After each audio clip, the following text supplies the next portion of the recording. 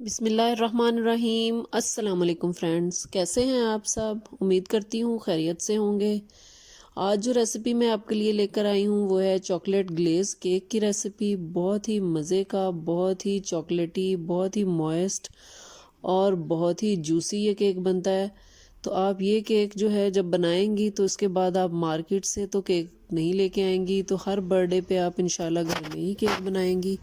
इस केक के लिए चॉकलेट ग्लेज़ भी हम घर में ही तैयार करेंगे बहुत ही आसान तरीके से। आपने वीडियो को एंड तक देखना है और चैनल को अभी तक सब्सक्राइब नहीं किया है तो चैनल को भी सब्सक्राइब कर दें और बेल आइकन को दबाएं ताकि आपको मेरी रेसिपी सबसे पहले मिलती रहे। चॉकलेट केक बनाने के लिए सबसे पहले ये मैंने 4 अंडे ले लिए हैं। 4 अंडों में ये मैंने 3/4 कप चीनी डाल दी है। 3/4 कप ही इसमें मैंने कुकिंग ऑयल डाला है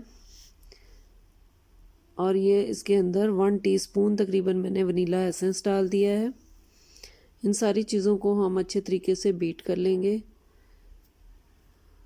बीट हमने तब तक करना है जब तक ये फोमी ना हो जाए और चीनी जो है वो अच्छे तरीके से मेल्ट ना हो जाए। इसको तकरीबन 8 से 10 मिनट तक हमने बीट करना है। अब इन अंडों को और चीनी वगैरह को बीट करते हुए मुझे तकरीबन 5 मिनट हो गए हैं, तो इनको 5 मिनट की रेस्ट देते हैं और ड्राई इंग्रेडिएंट्स जो हैं उनको स्ट्रेन करके एक साइड पे कर लेते हैं।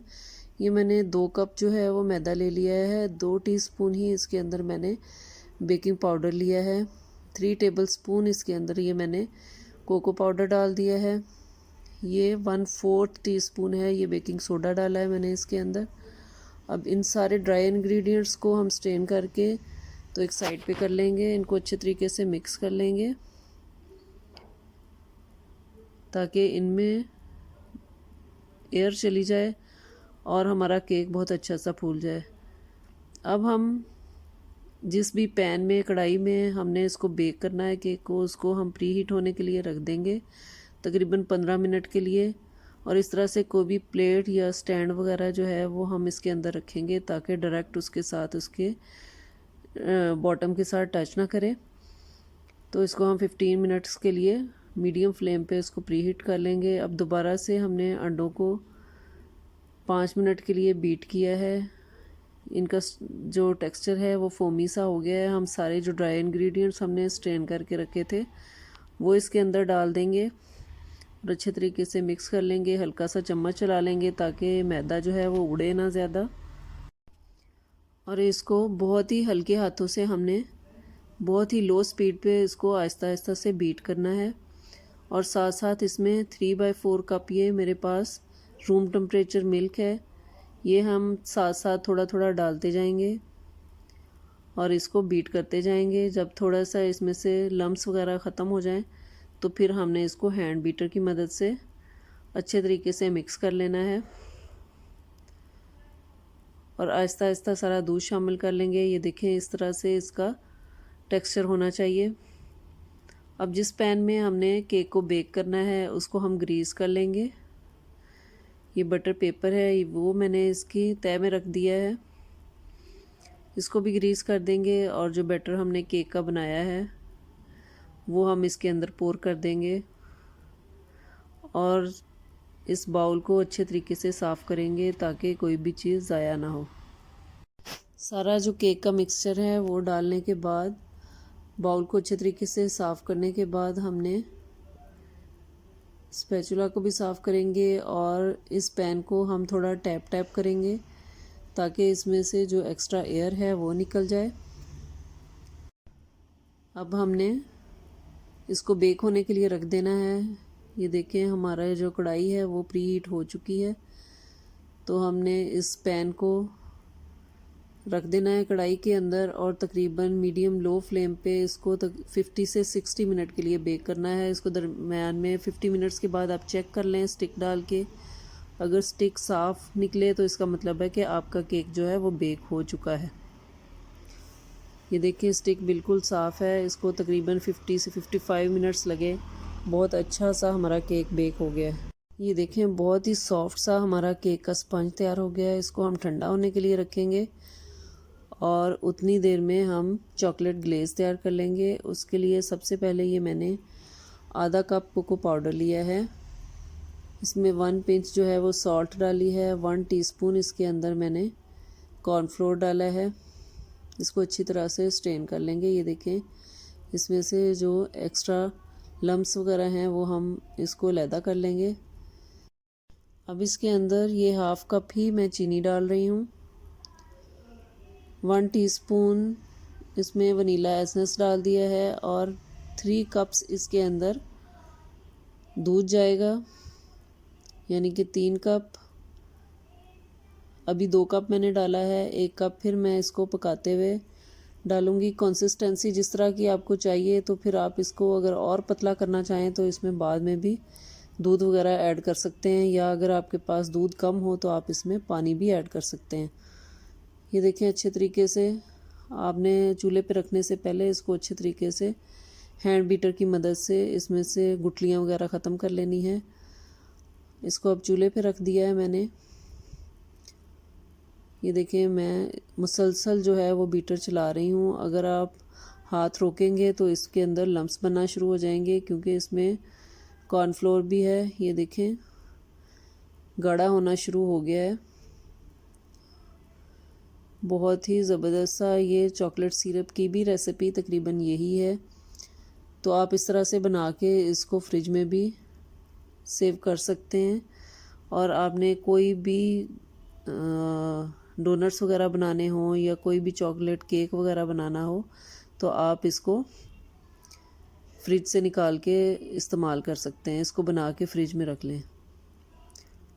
ये हमारा चॉकलेट ग्लेज़ तकरीबन तैयार हो गया है। अब इसके अंदर आपने 1 टेबलस्पून बटर डालना है, या फिर ये मैंने देसी घी डाला है, मेरे पास बटर नहीं था तो उसको डाल के मिक्स कर लेना है। इससे बहुत अच्छी सी शाइनिंग आएगी।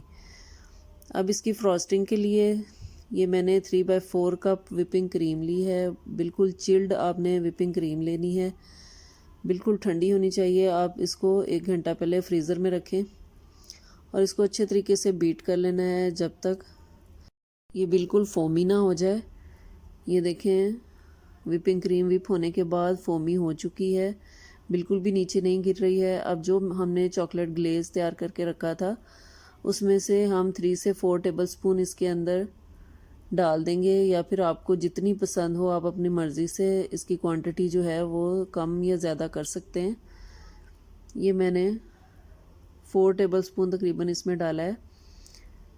हमारी जो स्टफिंग है वो भी तैयार हो गई है। अब हमने ये देखें, जो ज़्यादा उभरा हुआ हिस्सा था इसका स्पंज का, वो हमने ऊपर से उतार लिया है।